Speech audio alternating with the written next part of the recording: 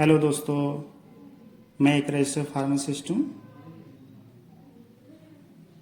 आज हम एक सिरप के बारे में बात करेंगे जो मैनकाइंड कंपनी का है और बलगम वाली खांसी में बहुत अच्छा काम करता है।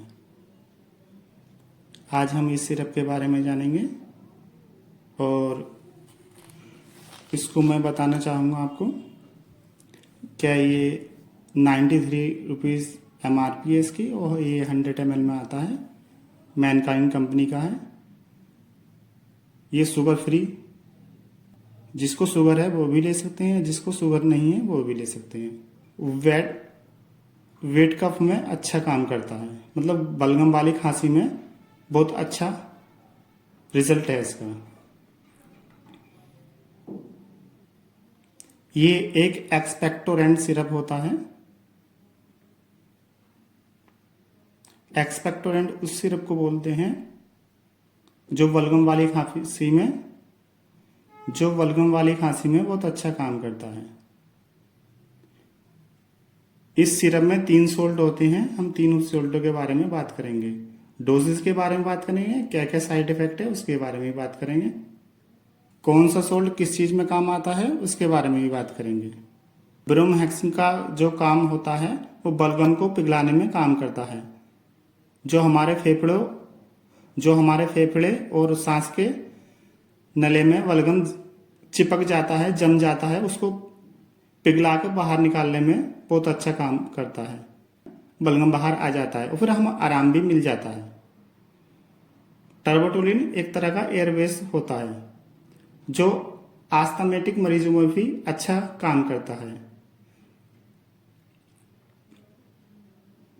इसे हम ब्रोंको डायलेटर भी बोलते हैं।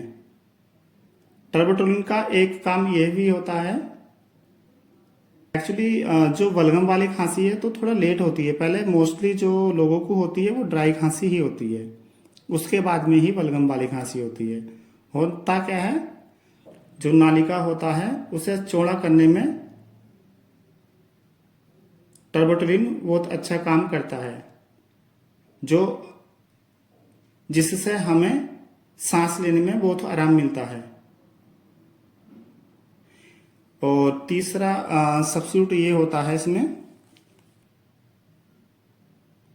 गुआफेनेसिन का काम क्या होता है।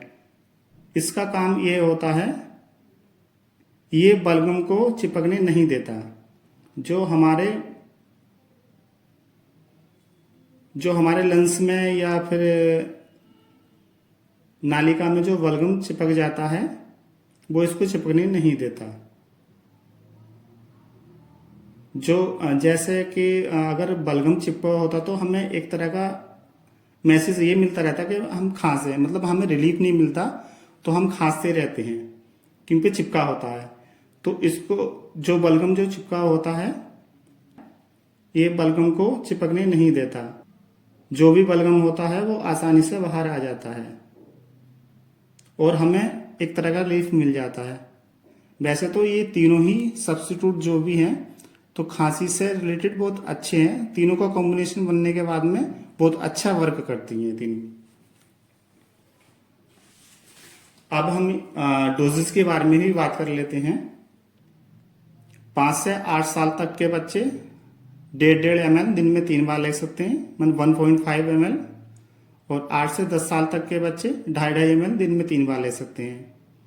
12 से अब मतलब जो एडल्ट हैं वो 3 से 5 ml ले सकते हैं। साइड इफेक्ट इस तरह से हैं इसके। अगर आपको इस तरह की कोई प्रॉब्लम आती है तो आप अपने डॉक्टर से कंसल्ट कर सकते हैं। मैं साइड इफेक्ट के बारे में आपको बता रहा हूँ। इससे रिलेटेड कोई भी परेशानी हो, दिल घबराना या बेचैनी होनी, हार्ट बीट इंक्रीज होना या फिर थकान सी महसूस होना, नोजिया होना, तो आप अपने डॉक्टर से ही कंसल्ट कर सकते हैं। और इसको प्रेगनेंसी में प्रेग्नेंट लेडीज भी नहीं लें। 2 साल से कम बच्चे भी नहीं लें।